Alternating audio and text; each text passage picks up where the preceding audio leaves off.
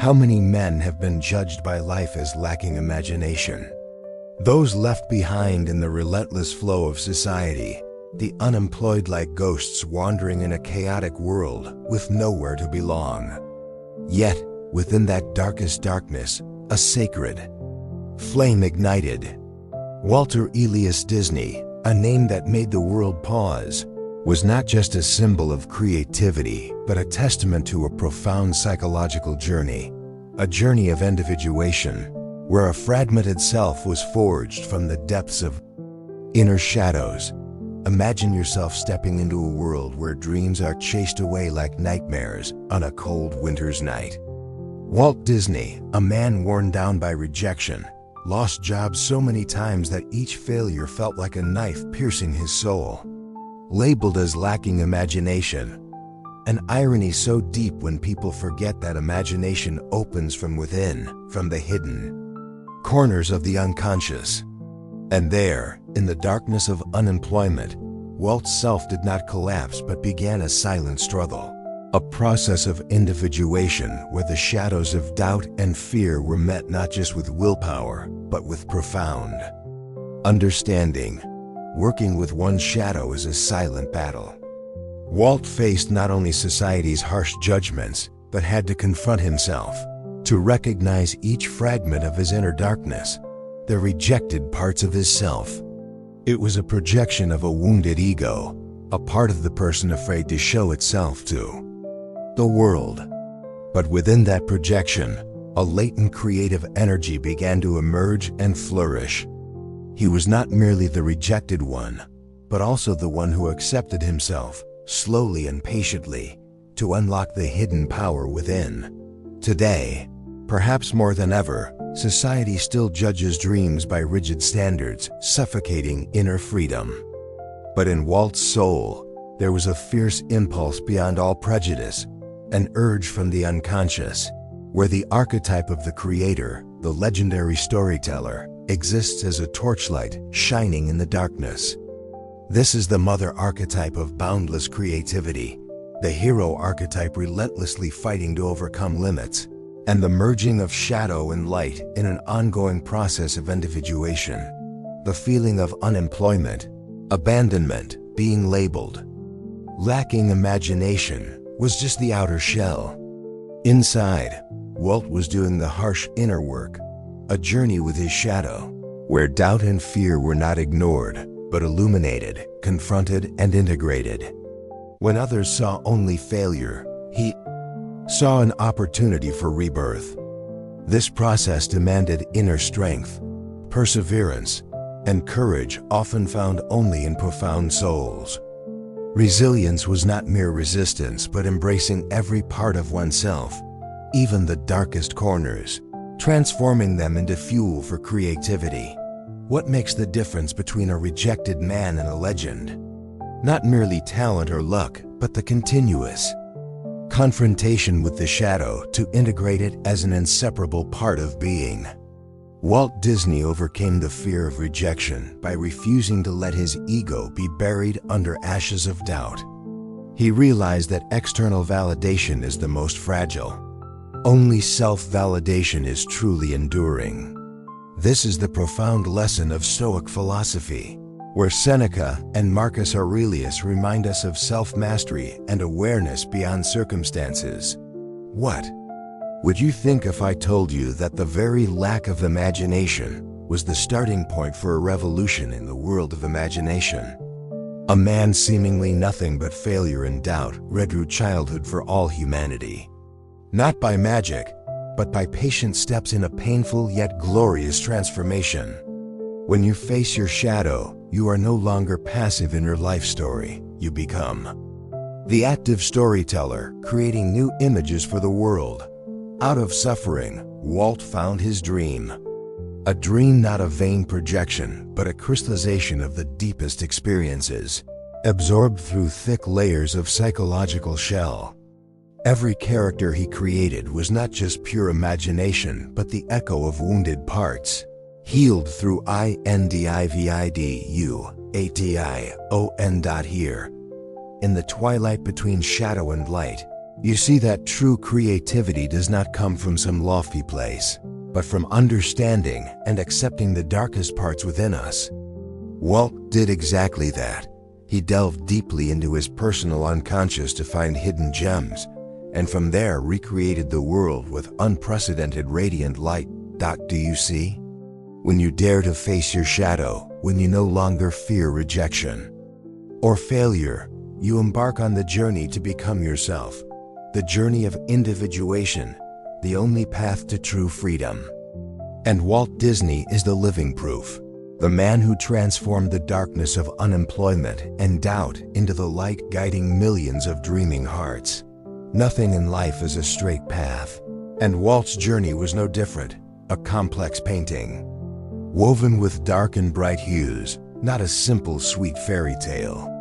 Every failure was like a needle piercing deeply into the spirit's flesh, activating unhealed wounds within the soul. But within those wounds existed a miracle, a powerful drive to see through and touch the deepest layers of the self, where rejected shadows awaited integration. Reality is a reflection of the unconscious, as Jung taught, and there Walt could not escape his shadow. The shadow was not only personal doubt, but also the burden of social expectations weighing on a young creator. Being called lacking imagination, he faced not just others' rejection, but also self-doubt, an ego projection demanding proof of worth, even though that worth lay not in social acceptance, but in harmony between ego and unconscious. One cannot see through their shadow. Creativity remains limited, imprisoned within artificial ego boundaries and social norms. But Walt did the opposite.